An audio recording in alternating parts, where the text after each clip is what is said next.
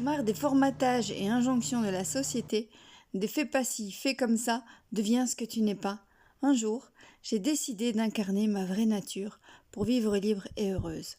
Moi, c'est Angélique, coach en épanouissement personnel. Mon métier, te transmettre les outils afin que toi aussi tu puisses donner sens à ta vie, une vie épanouie. Toujours à Madère, en route vers le Pico Alto dans cette vidéo. Avec fond sonore, la minute coaching, à quoi est-ce que tu laisses la porte ouverte? Dans quoi est-ce que tu focalises ton énergie? Il y a des conversations qui peuvent nous donner de l'énergie et d'autres...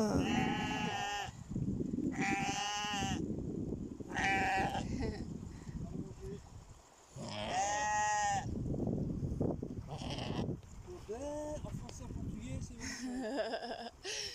ça.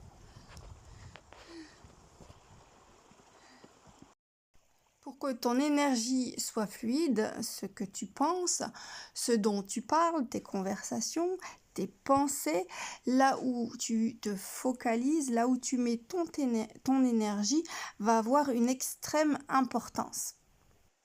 Oui, c'est factuel et oui, il est vrai que l'on puisse avoir des problèmes dans sa vie.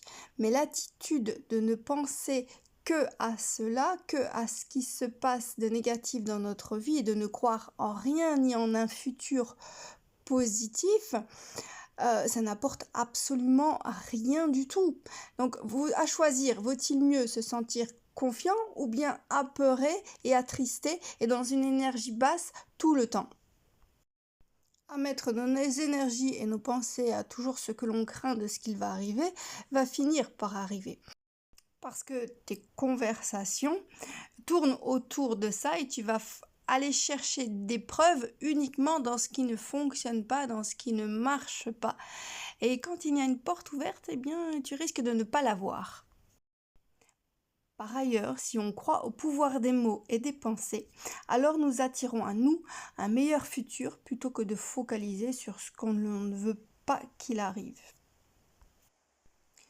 Une situation problématique et difficile est un fait qui ne durera pas dans le temps et qui ne nous appartient pas, sauf si l'on décide de ne vivre que par cela.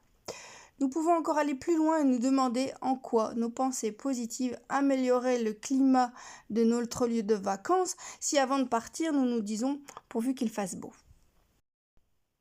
La météo est bien quelque chose sur lequel nous n'y pouvons rien, mais peut-être cela améliorera simplement notre état d'esprit et notre joie de partir en vacances. D'ailleurs, j'ai croisé d'autres personnes qui se rendaient au Pico Alto et qui ont abandonné à peine 500 mètres de l'objectif. Vous voyez comme c'est pentu, comme c'est ardu. Oui, le chemin était très difficile.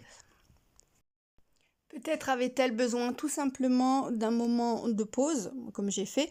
On se pose, on se repose. Je sens, je ressens, je souffle. Mais si je reste dans ma pensée négative, ah, je vais pas y arriver, ah, c'est très haut, c'est très pentu, c'est difficile, c'est physique, eh bien, je vais difficilement arriver au bout parce que déjà, je vais pas prendre plaisir sur le chemin même. Si on ne peut pas changer le monde, on peut changer notre façon de percevoir le monde, en focalisant sur des solutions plutôt que sur les problèmes, sur ce que nous voulons plutôt. Ça donne l'impression qu'on est en haut quand c'est fini, mais ce n'est jamais fini. Quoi nous ne voulons plus, voilà, j'y suis arrivée. Sur ce que nous espérons aussi, plutôt que sur ce que nous craignons. Alors, est-ce que tu comprends le principe du verre à moitié vide ou du verre à moitié plein?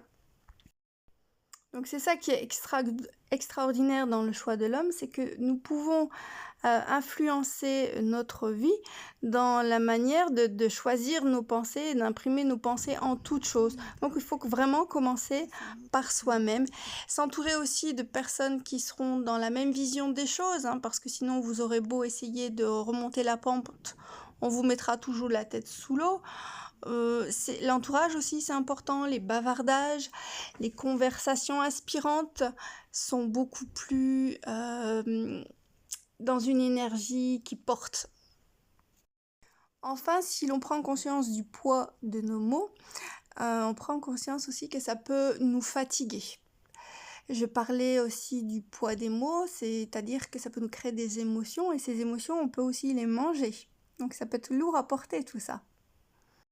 Donc c'est important de pacifier nos émotions et pour cela il faut commencer à pacifier et à trier ce qu'il y a dans notre monde intérieur, dans nos pensées, nos façons de réfléchir.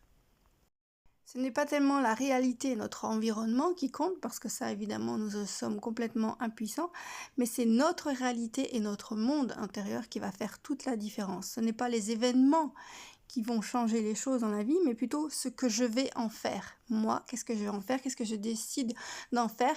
Comment je choisis de les porter en moi? Quelle solution j'aimerais apporter? Qu'est-ce que j'envisage? Ou est-ce que je me fige en pensant que finalement il n'y a que ça de vrai et il n'y a que ça que je vais vivre dans ma vie. C'est pas porteur du tout, ça me met pas du tout en énergie. Bon, donc nous voici au point de vue le plus haut, le plus culminant du Pico Alto. Et ce que les personnes que j'ai croisées n'auront pas vu. Et finalement, elles n'y étaient vraiment pas très loin du tout. Voyez? Donc peut-être qu'elles ont passé tout le chemin à ressasser, à se dire oh là là, pouf, c'est dur, c'est haut, c'est loin, j'y arrive pas, je suis fatiguée. Voilà, donc parfois ça vaut la peine de changer de positionnement, de regard, de se poser un peu, de souffler. De prendre son temps aussi, de ne pas se décourager. Et puis parfois, au milieu de nulle part, c'est là qu'on trouve un endroit pour se poser, pour se restaurer. Voilà, comme cette cabane, ce refuge dans la montagne. On peut même s'y réchauffer et faire un feu de bois. Et pour les amoureux du parapente, nous avons ici une pente de départ donc pour le parapente et s'envoler, sentir de la légèreté dans notre énergie. Allez, je repars sur le retour du chemin qui est beaucoup plus facile parce que cette fois-ci, on descend. Redescendre la pression, c'est aussi un moyen de retrouver de la légèreté et d'apprécier. Donc vous l'aurez compris, le manque d'énergie, la fatigue est vraiment influencé par notre état psychologique. Et notre état psychologique est influencé par nos pensées. Alors, détendez-vous.